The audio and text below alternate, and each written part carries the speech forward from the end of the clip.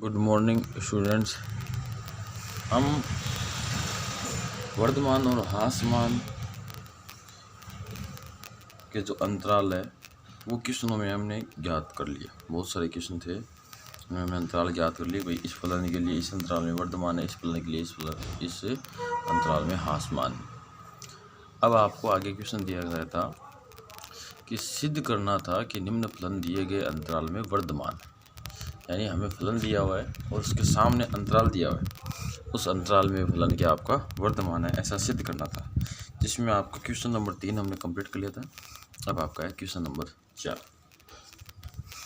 तो देखो, सबसे पहले आपको फलन दिया हुआ है वर्धमान और ह्रासमान सिद्ध करने के लिए हमें उसका एक बार अवकलन करना पड़ता है। तो हम एक बार अवकलन करते हैं। तो देखो,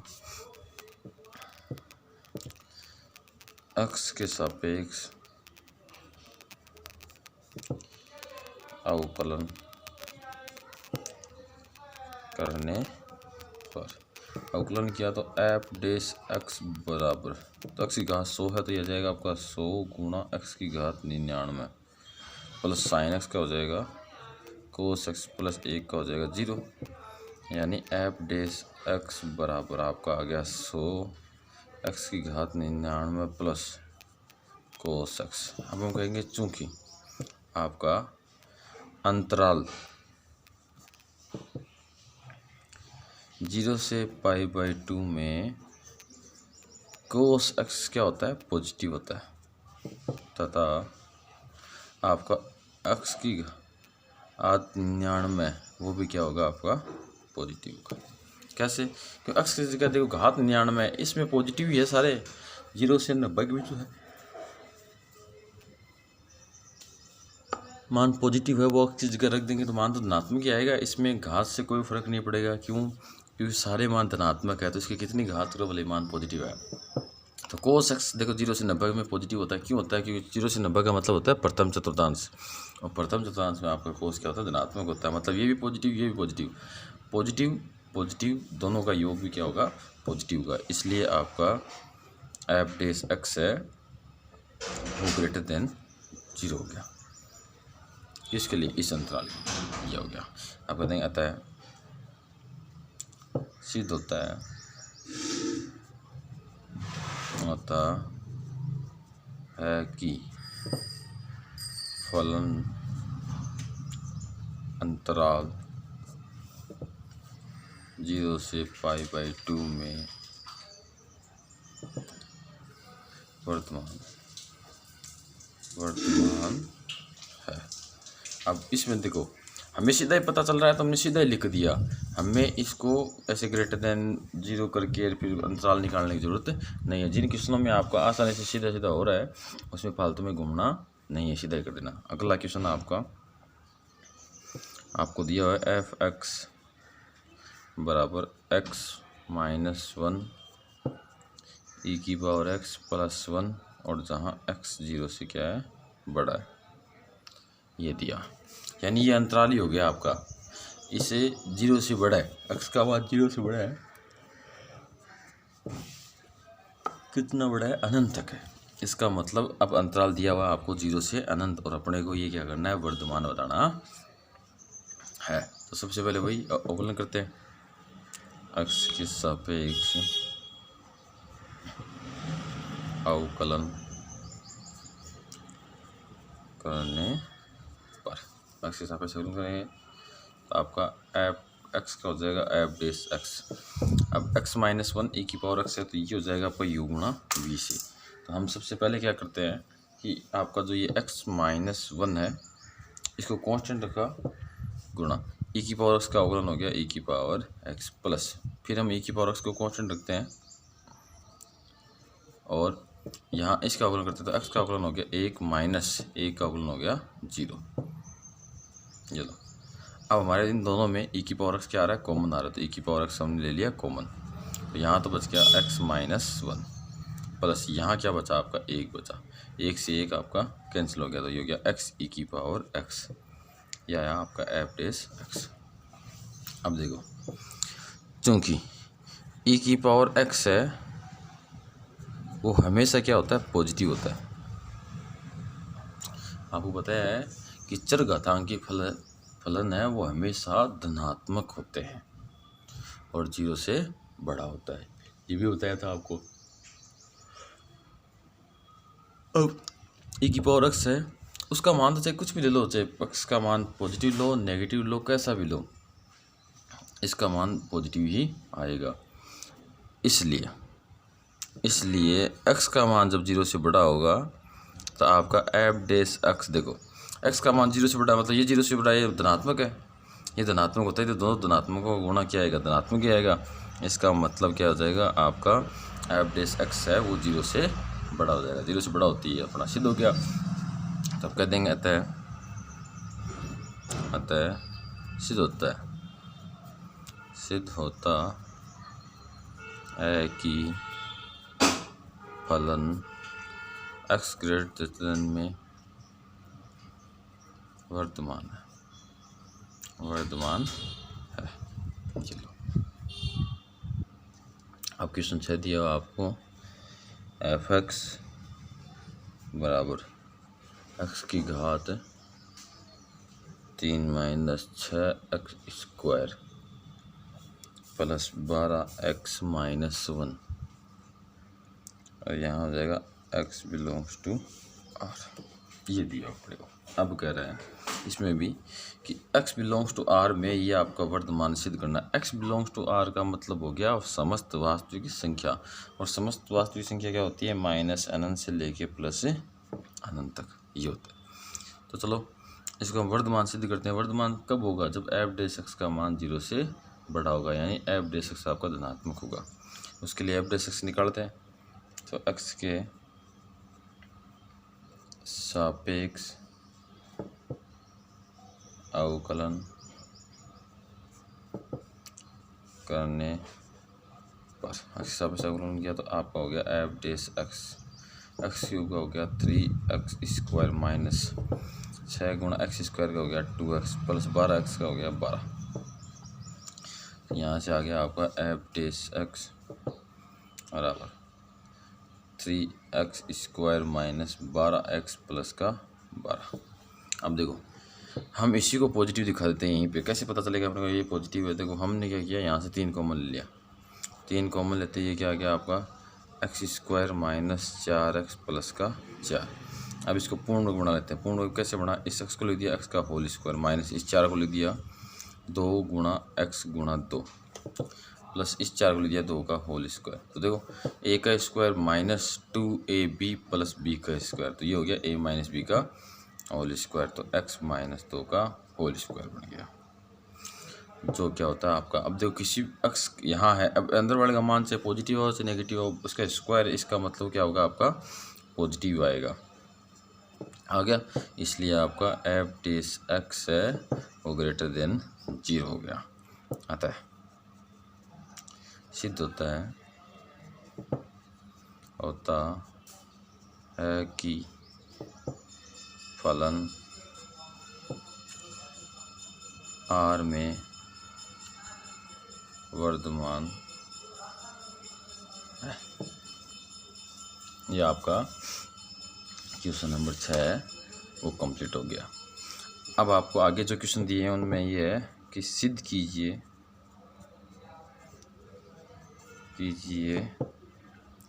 कि फलन सम्मुख दिए गए अंतराल में हासमान है। जैसे हमने वर्तमान के लिए किया था, अब हमें ये सारा काम हासमान के लिए करना है। तो क्वेश्चन नंबर 7 में आपको दिया हुआ f(x) बराबर tan inverse x minus x और x बिलोंग्स टू r, यानी समस्त वास्तविक संख्याओं के लिए। अब देखो ये ऐसे है, तो हमारे मन में एक ऐसा क्वेश्चन बनेगा, हमें कब पता चलेगा कि क्रांतिक बिंदु ज्ञात करने हैं और कब क्रांतिक बिंदु ज्ञात नहीं करने। तो देखो क्रांतिक बिंदु हमें तब भी ज्ञात करने हैं जब हमें अंतराल ज्ञात करना हो। अगर हमारे पास ऐसे क्वेश्चन आ जाए कि सिद्ध करो सीधा कि ये वर्तमान है ये आसमान है, तो सीधा हम क्या करेंगे, उसको धनात्मक दिखा देंगे या ऋणात्मक दिखा देंगे, उससे अपना ये सीधा सवाल सिद्ध हो जाएगा। उसमें ज़्यादा अंतराल वाले चक्कर में घूमने की ज़रूरत नहीं। जैसे इनमें दिए हुए हैं कि आपको सीधा हास मान सिद्ध करना है, तो हास मान सिद्ध करना है तो हम सीधा क्या करेंगे, एफ डैश एक्स को नेगेटिव दिखा देंगे। नेगेटिव दिखाते ही आपका क्या हो जाएगा, क्वेश्चन सॉल्व हो जाएगा। अब इसमें सबसे पहले हम एफ डैश एक्स निकालते हैं। तो एक्स के सापेक्ष अवकलन करने पर तो आपका एफ डैश एक्स बराबर टेन इन उसका हो जाएगा 1/1 plus x square minus x का हो गया 1। अब ये तो नेगेटिव आया नहीं, इसको नेगेटिव बनाते हैं। तो कैसे बनाएंगे, लघुत्तम लेते हैं। प्लस एक्स स्क्वायर तो यहाँ आ गया 1 माइनस यहाँ हुआ 1 प्लस का एक्स स्क्वायर। इसको सोल्व किया तो 1 माइनस 1 माइनस का एक्स स्क्वायर बटा 1 प्लस एक्स स्क्वायर। तो एफ डैश एक्स बराबर 1 से 1 कैंसिल हो गया तो माइनस बाहर आ गया, ये आ गया एक्स स्क्वायर बटा 1 प्लस का एक्स स्क्वायर। अब चूँकि आपका एक्स बिलोंग्स टू आर है और एक्स स्क्वायर क्या है, पॉजिटिव है, तो किसी भी संख्या का स्क्वायर करो धनात्मक मान आता है। तो ये पॉजिटिव, देखो ये पॉजिटिव, ये पॉजिटिव, इसका मतलब ये सारा मान पॉजिटिव हुआ, लेकिन बाहर नेगेटिव, इस वजह से सारा मान क्या हो गया, नेगेटिव हो गया।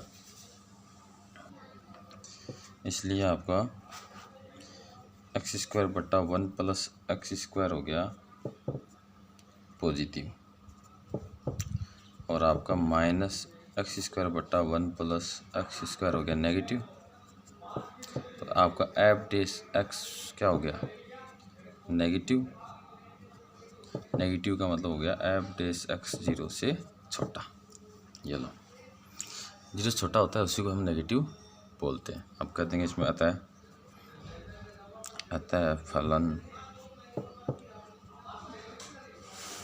आर में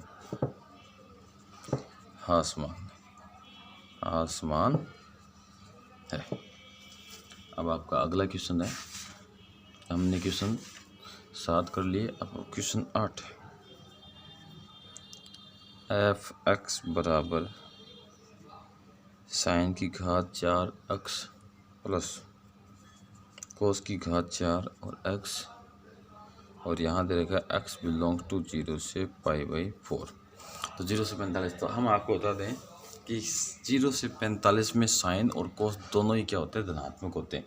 कि 0 से 45 आपको प्रथम चतुर्थांश होता है, और प्रथम चतुर्थांश में ये दोनों धनात्मक होते हैं। तो अब देख लेना अपना आंसर क्या आता है। हमें करना क्या है, हमें इसको हास मान सिद्ध करना है। तो सबसे पहले एफ डैश एक्स निकालते हैं। एक्स के सापेक्ष अवकलन करने पर अवकलन किया तो एफ एक्स का हो गया एफ डैश एक्स। अब साइन की घात 4 है तो घात आगे जितनी घात उतनी लिखो और उसमें से एक कम कर दो। साइन की घात 3 बन गया। अब घात के अलावा साइन है, साइन का अवकलन हो गया कोस एक्स, फिर प्लस। अब घात 4 है, 4 आ गया जितनी घात उसमें से एक कम करके लिख दिया, फिर कोस का हो गया माइनस का साइन एक्स। तो एफ डैश एक्स बराबर हमने 4 कॉमन ले लिया, एक साइन एक्स कॉमन आ गया अपना, एक कोस एक्स कॉमन आ गया। तो यहाँ तो बच गया आपका साइन स्क्वायर एक्स, और यहाँ बच गया आपका माइनस बच गया, 4 बाहर आ गया, साइन एक्स बाहर आ गया, तो अंदर बच गया कोस स्क्वायर एक्स। अब अंदर से माइनस और कॉमन लेंगे, क्यों, क्योंकि अगर cos square x minus sine square x होता तो उसको हम कोस 2x लिख सकते थे। तो हमने क्या किया, यहाँ भी देखो इसको हमने 2 गुणा 2 साइन एक्स कोस एक्स ले लिया, गुणा यहाँ माइनस कॉमन करते ये हो गया आपका cos square x minus sine square x. तो माइनस आपका आ गया 2, ये हो जाएगा आपका साइन 2x,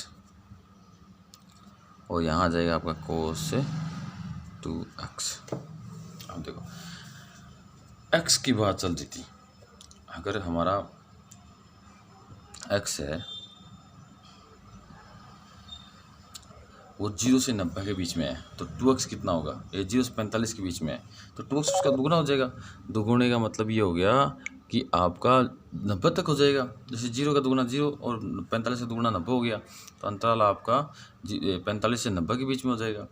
0 से 90 के बीच में हो जाएगा, मतलब दुगुना हो रहा है, कोण तो दुगुना हो गया, तो आपका चतुर्थांश तो प्रथम ही रहा। तो हम कहेंगे चूँकि आपका x बिलोंग्स टू 0 से π/4, तो आपका 2x बिलोंग्स टू क्या हो जाएगा 0 से π/2, तो दुगुना हो जाएगा, 90 हो जाएगा।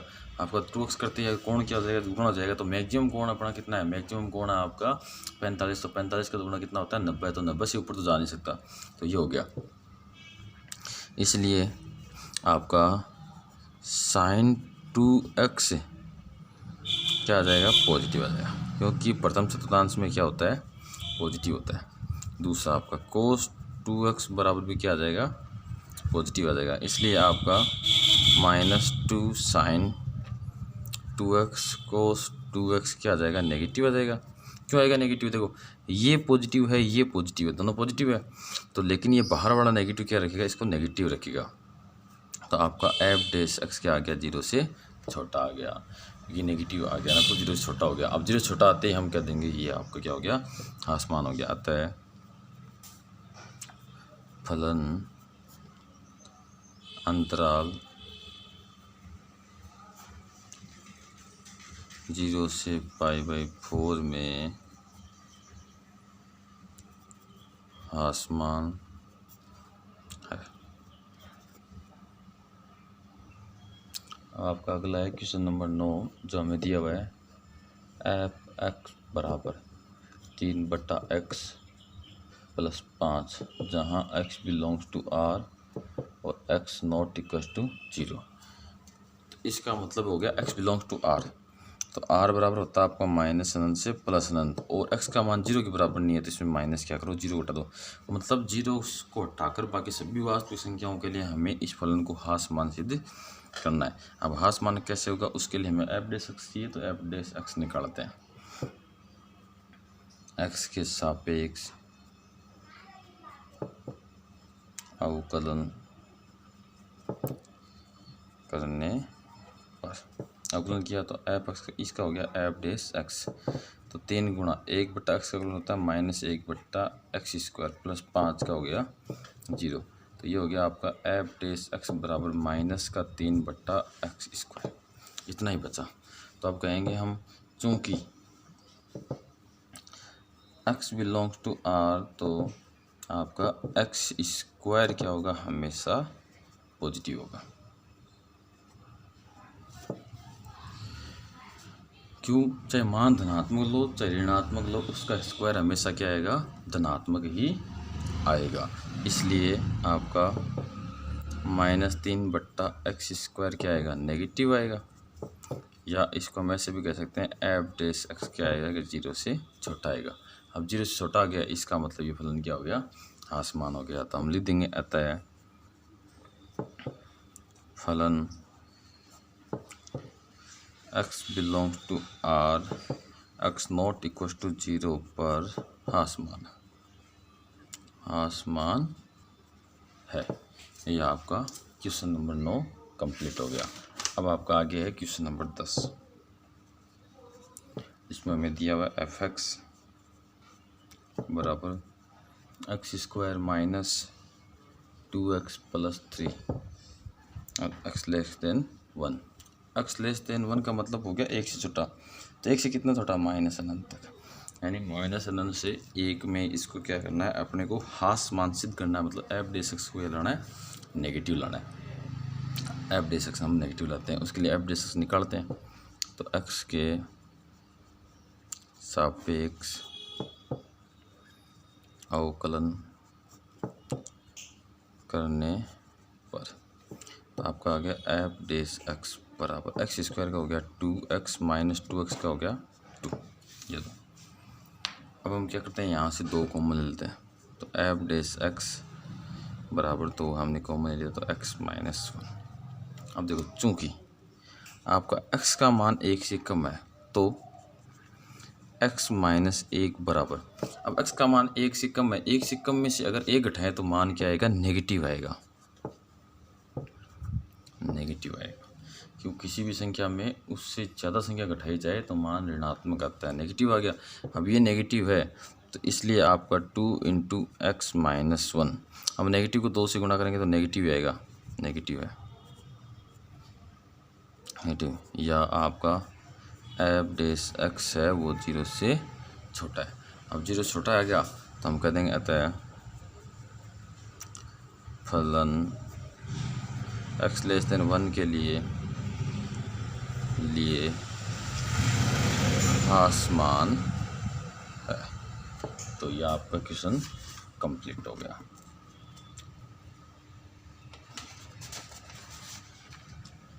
अब आपका आगे क्वेश्चन दिए हुए हैं, अंतराल ज्ञात कीजिए। हमें अंतराल ज्ञात करना है, कीजिए जिसमें निम्न लिखित फलन वर्धमान या ह्रासमान है। तो आपका क्वेश्चन नंबर 11 दिया हुआ आपको एफ एक्स बराबर 2x cube minus 3x square minus 36x plus का 7। हमें अंतराल ज्ञात करना है जिसमें ये वर्धमान है और ह्रासमान है। तो सबसे पहले हमें क्या करना पड़ेगा, एफ डेस एक्स निकालेंगे। अब हमें क्रांतिक बिंदु की जरूरत पड़ेगी, तो हम क्रांतिक बिंदु बोल लेंगे और उसको क्या करेंगे, वास्तविक संख्या रेखा में व्यवस्थित कर देंगे। वास्तविक संख्या रेखा में व्यवस्थित करने के बाद में हम पता कर लेंगे भाई किस अंतराल में वर्धमान है और किस अंतराल में आपका ह्रासमान है। तो एक्स के सापेक्ष अवकलन करने पर अवकलन किया तो आपका एफ डेस एक्स बराबर आ गया एक्स की घात 3 का अवकलन हो गया 3x स्क्वायर, 3 इस 2 से गुणा किया तो 6x स्क्वायर माइनस आपका x स्क्वायर का अवकलन होता है 2x, 2x को 3 से गुणा करेंगे तो 6x और यह हो गया माइनस का 36 और वो 0 हो गया। तो आपका एफ डेस एक्स है। अब यहाँ क्या करेंगे, हम 6 कॉमन लेंगे तो ये हो गया x square minus x minus का 6। अब इसके गुणनखंड करेंगे तो एफ डेस एक्स, इसके गुणनखंड करेंगे तो अपने पास गुणनखंड आएगा x माइनस 3 और x प्लस का 2। गुणनखंड आप करके देख लेना। अब हम क्रांतिक बिंदु की बात करते हैं। क्रांतिक बिंदु के लिए, क्रांतिक बिंदु के लिए क्या आएगा आपका f dash x equal to 0 यानी 6 गुणा x माइनस 3 x प्लस 2 बराबर 0। तो अब यहाँ दो गुणनखंड उनका मान 0 है, या तो मतलब इसका मतलब ये तो 0 के बराबर है या ये 0 के बराबर है। जब इसको 0 के बराबर करेंगे तो x का मान 3 आ जाएगा और यहाँ से x का मान माइनस 2 आ जाएगा, इसलिए आपका x बराबर माइनस 2 और 3। अब इसको वास्तविक संख्या रेखा में व्यवस्थित करते हैं, माइनस अनंत से प्लस अनंत, कम से ज़्यादा की ओर। तो यहाँ माइनस 2 कर दिया और यहाँ 3 कर दिया, तो अंतराल 1 2 3 बने अपने पास। माइनस अनंत से माइनस 2, माइनस 2 से 3 और 3 से अनंत। और जिनमें एफ डेस एक्स का मान 0 होता है उनको न तो वर्धमान में शामिल कर रहे हैं न ही ह्रासमान में शामिल कर रहे हैं। तो आप पहला वर्धमान के लिए, वर्धमान के लिए क्या होगा आपका एफ डेस एक्स है वो 0 से बड़ा होगा। तो एफ डेस एक्स रखेंगे हम 6 इंटू एक्स माइनस 3 और x प्लस 2 का मान 0 से बड़ा। अब ये मान आपको 0 से बड़ा कब आएगा, देखो या तो दोनों धनात्मक हो तो 0 से बड़ा आएगा, या दोनों ही क्या हो आपके ऋणात्मक हो तब 0 से बड़ा आएगा। अब देखो दोनों ही ऋणात्मक कब होंगे, जब हम x का मान अगर हम माइनस 2 से छोटा ले लें तो देखो माइनस 2 से छोटा ले, जैसे माइनस 3 हुआ, यहाँ माइनस 3 रखा तो माइनस का 6, माइनस 3 रखा तो माइनस 1, तो माइनस माइनस प्लस हो गया 1, तो ये हो गया। या दोनों ही ऋणात्मक के ले लिया। अब दोनों ही धनात्मक हो, अब दोनों ही धनात्मक हो तो हमें क्या करना पड़ेगा, दोनों ही धनात्मक वाली कंडीशन के लिए मान हमें 3 से ज़्यादा लेना पड़ेगा। तो 3 से ज़्यादा हुआ, जैसे 4 लिया तो ये पॉजिटिव ये भी पॉजिटिव। अब 3 से कम क्यों नहीं लिया, 3 से कम लेंगे तो यहाँ नेगेटिव बन जाएगा और यहाँ पॉजिटिव रहेगा, तब आपको दिक्कत हो जाएगी। तब दोनों ही क्या आ जाएंगे आपके, ये नेगेटिव आ जाएगा मान। अब हमें लाना क्या है, पॉजिटिव लाना है। तो यहाँ कह देंगे हम x का मान 3 से बढ़ा लेंगे। अब अंतराल बनाते हैं। तो ये तो x कह रहा है कि माइनस 2 से छोटा होना चाहिए, ये कह रहा है 3 से बड़ा होना चाहिए, यानी माइनस 2 से छोटा होना चाहिए और ये कह रहा है 3 से बड़ा होना चाहिए। तो दोनों अंतराल अलग अलग हो गए, इसका मतलब 2 अंतराल बनेंगे। हम कहेंगे इसलिए अंतराल एक तो माइनस अनंत से -2 यूनियन फिर 3 से अनंत में फलन वर्धमान है। अब दूसरा ह्रासमान के लिए, ह्रासमान के लिए तो आपका एफ डैश एक्स क्या आएगा, 0 से छोटा आएगा। तो एफ डैश एक्स 0 6x - 3 और x + 2 और लेस देन 0। अब हमें क्या करना है, x का ऐसे मान लेना है जिसे नेगेटिव आ जाए। तो नेगेटिव आएगा अगर हम x का मान क्या ले लें, -2 से तो बड़ा ले लें। जैसे -2 से बड़ा लेंगे तो आपका क्या होगा, ये -2 से बड़ा लेते ये तो आएगा पॉजिटिव और ये आ जाएगा नेगेटिव। x का मान हम बड़ा लेंगे -2 से या, और 1 ले लो आप 3 से छोटा। 3 से छोटा लोगे तो ये नेगेटिव रहेगा और ये क्या रहेगा, पॉजिटिव रहेगा। तो x का मान ले लो 3 से छोटा। अब देखो -2 से तो बड़ा और 3 से छोटा, तो अंतराल ये बन गया -2 से 3। तो इस एक अंतराल में ये क्या हो गया, आपका ह्रासमान हो गया। इसलिए अंतराल -2 से 3 में फलन ह्रासमान है। आज के लिए इतना ही, धन्यवाद।